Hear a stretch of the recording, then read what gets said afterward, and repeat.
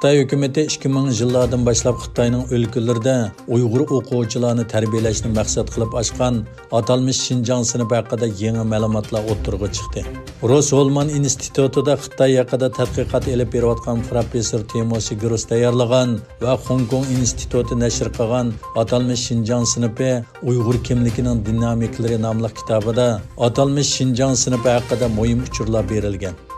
Xinjiang sinfining xizmat yig'ini xulosasi va Xinjiang sinfi ma'muriy tartibi nomli ishki hujjatga asoslangan kitobda Sharq Turkistondan tanlanib Xitoyga ilib berilgan Uyg'ur o'quvchilarni atalmış Xinjiang sinfi orqali kompartiyani himoya qiladigan, Xitoyni suyadigan, sotsializmni tanlagan va Xitoy ishg'olini oqlaydigan bir avlod Uyg'ur yosh yetishtirib chiqish maqsad qilinganligi ilgari surilgan.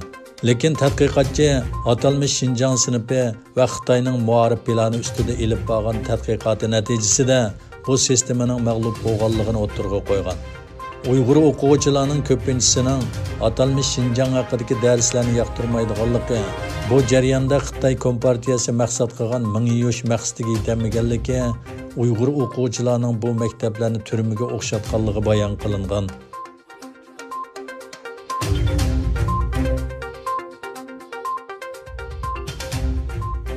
Birleşken Devletler Teşkilatı qatorliq xalqaro tashkilotlarda Xitoyning zulmiga uchrayotgan Uyg'urlarga vakillik qilgan Dunyo Uyg'ur qurultayining raisi Dolqin esa Turkiyaning Qaror televiziya kanalining ziyoratini qabul qildi.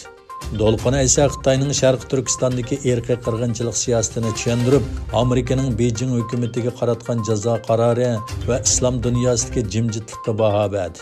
Xitoyning Sharq Turkistondagi irqiy qirg'inchilikni yoshirish uchun dunyo va Turkiyadagi axborot vositalarini setib olish yo'lini tutganligini bildirgan Dolqin esa Xitoy yiliga 15 milliard dollarni tashviqot uchun xarjlaydi dedi. Sharq Turkistonda Xitoyning ta'qib qilishidan qochib Beijingga o'rinlashgan, ammo u yerdami besimga uchrab Turkiyaga kelgan, ondan Germaniyaga ketishga majbur bo'lgan Dolqin Aysoning hayoti 10 minglagan Uyg'urlarning kechirmishini yig'inchoqlagan.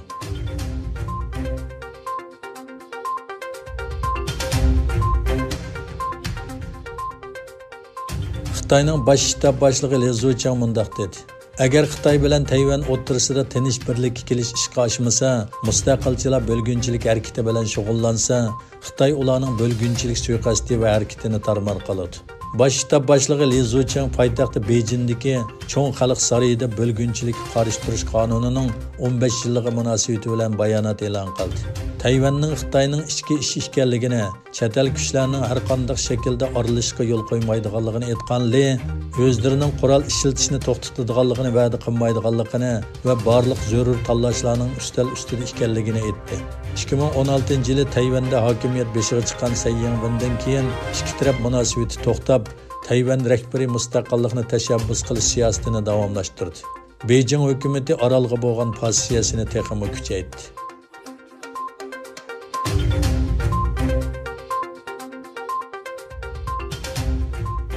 Amerika prezidenti Donald Trump Oqsaroyda o'tkazgan axborot e'lon qilish yig'inida Amerikaning Dunyo sog'liqlik tashkiloti bilan munosabatini uzadiganligini e'lon qildi.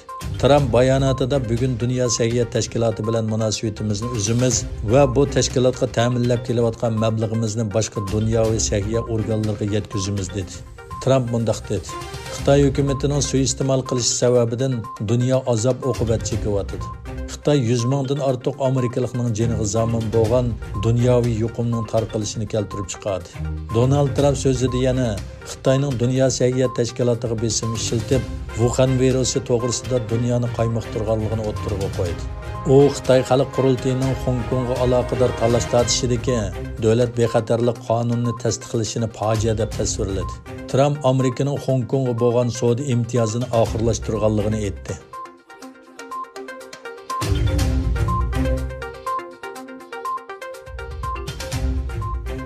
Yevropa ittifoqining tashqi munosabatlar va bexatarlik siyosatining yuqori darajalik vakili Borrell Xitoy xalq qurultayida ma'qullagan Hong Kong davlat bexatarlik qonunidan andish qilamiz, ammo Beijing hukumatiga qartilgan jazo kun tartibimizda emas dedi. Josep Borrell Sin yig'ini orqali o'tkazilgan Yevropa ittifoqining rasmiy tashqi ishlar ministrlari uchrashishdan keyin muxbirlarni kutib olish yig'ini o'tkazdi.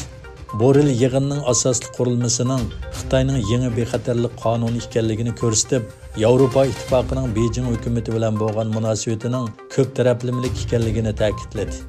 Boril Xitoy ham bizning ittifoqdoshimiz, ham raqibimiz dedi va taraflarning sheriklik munosabati yer shari xarakterli xirislarga taqobil turishda intayin muhim deb ko'rsatdi.